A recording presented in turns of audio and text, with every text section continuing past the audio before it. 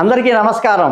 పెళ్ళి కాని వాళ్ళు, అప్పుడప్పుడే పెళ్ళైన వాళ్ళు, ప్రేమికులు ముఖ్యంగా ఈ విషయాన్ని గ్రహించాలి. మీరు 100 ఏళ్ళు బాగుండాలంటే మీ నక్షత్రం కలవాలి అంటారు. 27 నక్షత్రాలు మరి ఎట్లాగండి? చాలామంది ఫోన్లు చేసి మాకు ఏ నక్షత్రాలు కలుస్తాయో చెప్పండి అంటారు. బాబు, నీది భరణి నక్షత్రం, నీ ఈ నక్షత్రం ఉన్న అమ్మాయితో కానీ అబ్బాయితో కానీ వివాహం చేస్తే చాలా బాగుంటారని ఒక ముఖ చెప్తారు. అష్టవర్గు అంటే 8 పాయింట్లలో ఇది ఒక్క పాయింట్ మాత్రమే. మిగతా 7 పాయింట్ల పరిస్థితి ఏంటి?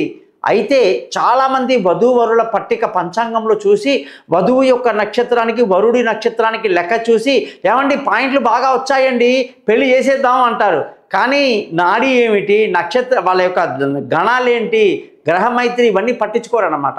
అందుకే నేను ఎప్పుడు కూడా మీ అందరికీ సజెస్ట్ ఏంటంటే నక్షత్ర పొంతన ఉందా లేదా చూడడమే కాదు, మిగతా చూడాలి. కానీ నక్షత్రంలో ఎప్పుడైనా సరే 7వ నక్షత్రము 4వ నక్షత్రము అబ్బాయికి అమ్మాయికి వచ్చిందనుకో మహా డేంజర్ అన్నమాట.